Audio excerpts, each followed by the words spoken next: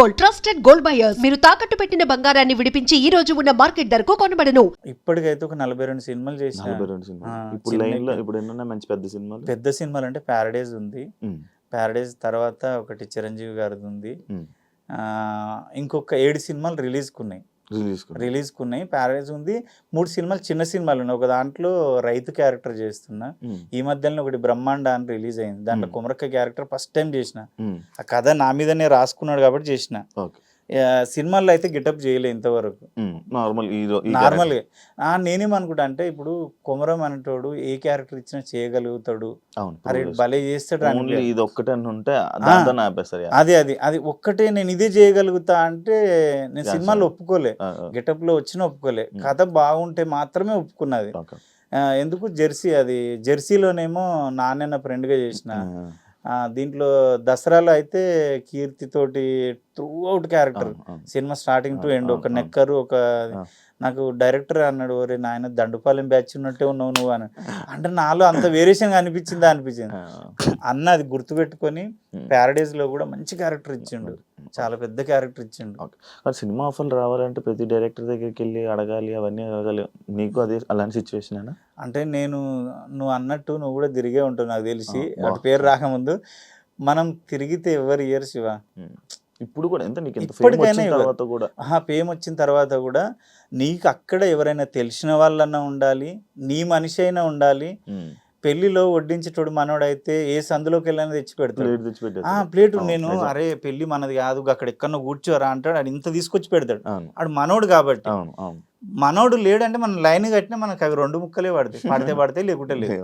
అట్లా అంటే నా ఎక్స్పీరియన్స్ ప్రకారము ఎంతమంది వెళ్ళిన తిరిగిన ఆడిషన్స్ అయితే వేల కొద్ది ఇచ్చిన ఆడిషన్స్ అయితే నేను ఎక్కడ ఓకే చేయలేదు. అందరూ నేను ఆడిషన్ ఇస్తే అరే నువ్వు ఎక్కడికి వెళ్ళి వచ్చినావు అబ్బా ఎంతెందుకు. అర్జున్ రెడ్డి సినిమా ఉందా, అర్జున్ రెడ్డి సినిమా పింక్షన్ ఆఫీస్ కాడ అండర్ గ్రౌండ్లో చిన్న ఆఫీస్ అది. నేను లమకాన్లో కూర్చుంటే ఇట్లా ఆడిషన్ జరుగుతున్నాయంటే పోయిన తర్వాత మాటిలో యాంకర్ చేస్తున్నప్పుడు మా మ్యూజిక్లో పోతే సందీప్ వంగ నేను ఆడిషన్ చేస్తున్నా, తలుపులు ఇట్లా బద్దలు కొట్టుకొని ఉరుకొచ్చిండు ఆయన డైరెక్టర్.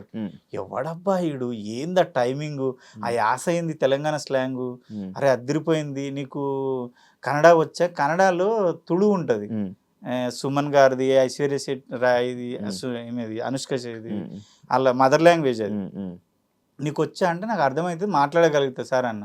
నువ్వు కావాలి కంపల్సరీ, రాహుల్ రామకృష్ణ క్యారెక్టర్ నువ్వు రావాలి, నువ్వు చెయ్యాలి, క్యారెక్టర్ మంచిగా ఉంటుంది త్రూ అవుట్ ఏదో చెప్పిండు.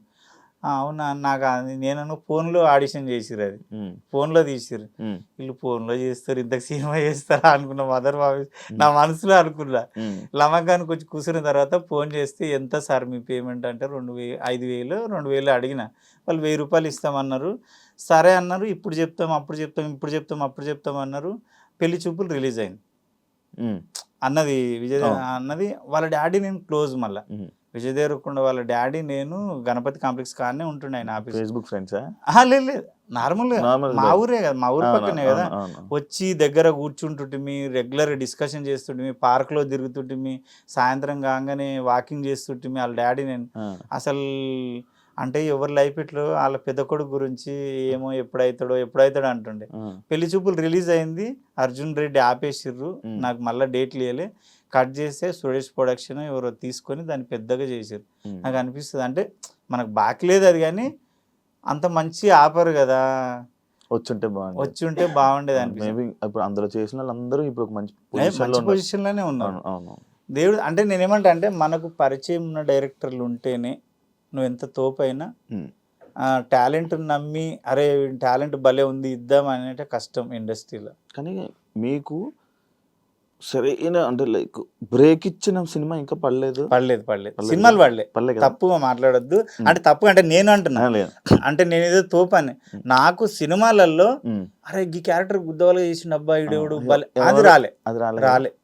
నేను 42 సినిమాలు చేసిన, ఏదో చేస్తున్నాడు అంతే తప్ప నా మీద ఫోకస్ పెట్టేటంత సీన్ అయితే లేదు ఇంతవరకు. వచ్చేది ఉందా అంటే నాకు తెలిసి బ్రహ్మాండమే బాగా ఓప్స్ ఉండే.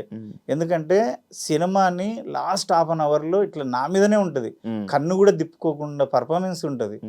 కానీ అది చిన్న సినిమా అవడమో, దాని రిలీజ్ కరెక్ట్ ఉండకపోవడమో పోయింది. అది ఇప్పుడైతే ప్యారడైజ్ మీద ఉంది.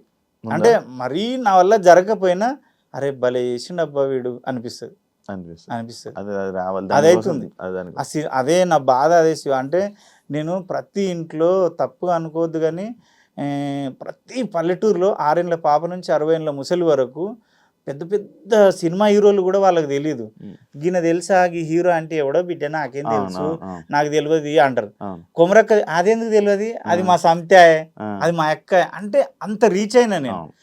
ఫేమ్ ఉంది కొమరక్కకి, పల్లెటూరులో బాగా కనెక్ట్ అయ్యారు. నేనేమంటా అంటే కొమరక్క బతుకుతుంది, ఆమె స్టారు, ఆమె నేను కాదు. నేను ఎప్పుడైనా ఏమనుకుంటా అంటే నేను ప్రచారానికి, బతుకమ్మకు, బోనాలకు, ప్రతి తెలంగాణలో ఏ ఫెస్టివల్ అయినా ఎక్కువ బిజీ ఉండేది కొమరక్క. ఎక్కువ బిజీ, ఎక్కువ డబ్బులు సంపాదించేది కొమరక్కని. వేరు కొమరక్క వేరు, కొమరక్క వేరు, నేను కాదు. నేను ఒకటే చెప్తా, ఏడిపోయినా నాకు చీర పెట్టి కాళ్ళు మొక్కుతారు, అందరూ వచ్చి కాళ్ళు మొక్కుతారు. భగవంతుడా నా చిన్న ఏజ్లో నా కాళ్ళు ఎందుకు మొక్కుతారు, అయినా నేను కాదు అనుకుంటా. నేను కాదు, కొమరక్క అనేది నేను కాదు. భూమి మీద క్యారెక్టర్, ఆమె ఒక అమ్మవారు అంతే, నేను కాదు అసలు. అంతేనా? అంతే. నేను ఆమెను తెలుసా శివ, నేను నాన్ వెజ్ కూడా తినను, గెటప్లో ఉంటే మందు కాదు కదా, నువ్వు 200 కోట్లు ఇచ్చి నేను మందు ఉంటాను అంటే ఆమెను అంత పర్ఫెక్ట్ పూజిస్తా. ఆ కొమరక్క అనేట ఆమెను అరే ఈమె దేవత, మనం ఏ తప్పు చేయొద్దు దీంట్లో ఉండి. ఓకే బా సూపర్. ఎందుకంటే ఆమె వల్లే కదా మేము బతుకుతున్నాము. ఆమెను నమ్ముకొని దగ్గర ఒక 20 మంది ఆర్టిస్టులు ఉన్నారు నా చేతి కింద, ఆమె వల్లే బతుకుతున్నారు అందరు. సూపర్, అందుకు సూపర్.